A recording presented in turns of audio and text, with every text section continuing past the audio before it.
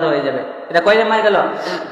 3 number. 4 number ও আকলুর রিবা, সুদ খাওয়া। এবার বলবেন হুজুর এতক্ষণ পয়েন্টটা ঠিক ছিল, এখন তো আবার আপনি কোন দিকে ঢুকলেন? এটা কি ইসলাম বলে নাকি একটু বাইরে ঢুকে গেলেন আপনি?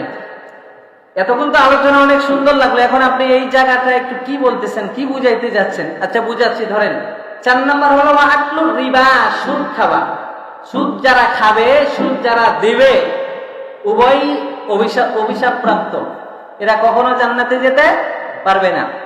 হাদিসের মধ্যে, কোরআনের আয়াতে অসংখ্য জায়গায় সুদের ভয়াবহ পরিণাম সম্পর্কে বলা হয়েছে। আমি আপনাদেরকে সামান্য বলি।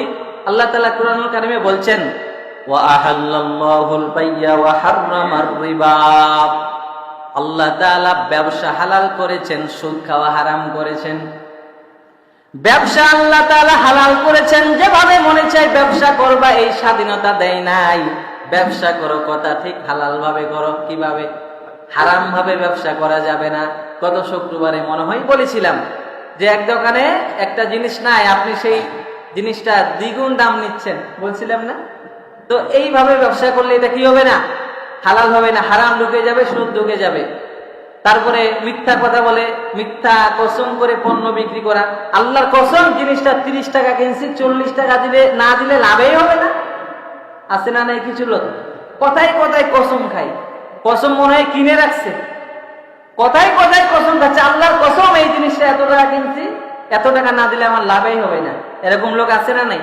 তো এই যে মিথ্যা কসম করে পণ্য বিক্রিটা, এই লোক জান্নাতে দিতে পারবে না।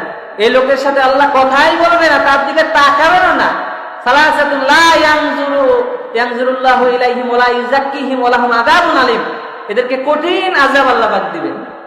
তাহলে আমরা ব্যবসা করতে রাজি, কিন্তু যেই লাইনগুলো হারাম আছে সেগুলো পরিত্যাগ করতে হবে। ব্যবসা করব, আমি একটা জিনিস 10 টাকা কিনছি, 15 টাকা না বিক্রি করলে আমার লাভ কি হবে? আমার সংসার কিভাবে চলবে? কারেন্ট বিল কি দিব? এটা আলাদা কথা।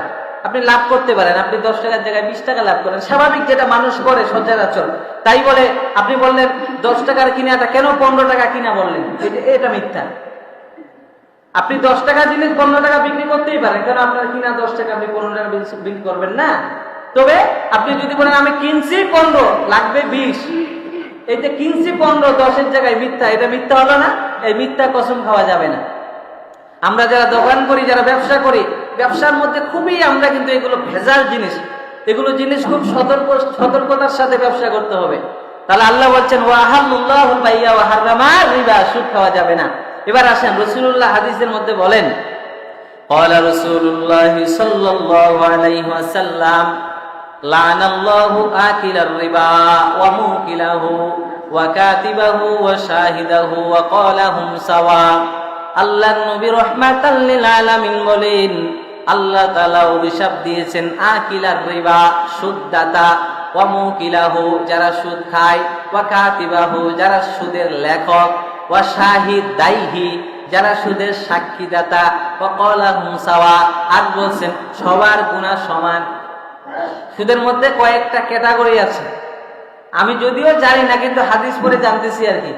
আকিলা রিবা, যে সুদ দেয়, ওয়া মুকিলাহু, যে খায়। আমি সুদ দিই, আপনি সুদ খান। তারপরে কি? ওয়া কাতিবাহু, একটা লেখকও লাগে। এই লেখক কয় তারিখে দিবে, কত টাকা সুদ, সাপ্তাহিক না মাসে না বছরে, লেখক। ওয়া শাহিদাইহি, আবার 2 জন সাক্ষী আসো, কারণ বিশ্বাস নেই তো। চোরের মন পুলিশ না, টাকা দিলে মারেও দিতে পারে, বলা তো যায় না। তো 2 জন সাক্ষী আই, এলাকার গণ্যমান্য ব্যক্তি সুদের সাক্ষী দেয়। আস্তাগফিরুল্লাহ, কি জবাব দিবেন বলেন? এলাকার যারা প্রতাপশালী গণ্যমান্য ব্যক্তি, সুদের সাক্ষী যে আপনি দিচ্ছেন, আপনি মনে করিয়েন না যে সুদ তো তারা খায়, আমার কিসের টেনশন? যে খাইলো, যে দিল, যে লেখলো, তার যে গুনাহ হবে, আপনারও সেই পরিমাণ গুনাহ হবে। তাহলে সুদের লেখক হওয়া যাবে না, সাক্ষীদাতা এটাও দেওয়া যাবে না, খাওয়া এটাও দেওয়া যাবে না, দিব এটাও দেওয়া যাবে না। কোনোভাবেই সুদের গুনাহ এটা মেনে নেওয়া যাবে না, এটা কোনোভাবেই জায়েজ না। আল্লাহ এবং তার রাসূলের কি আছে? অভিশাপ আছে, লানত আছে। গরিব মানুষ কয় টাকায় বা খাওয়াই করে, সপ্তাহে যদি ওর সুদের কিস্তি চালাইতে হয় 800 টাকা 1000 টাকা, তো লোকটা খাবে কি?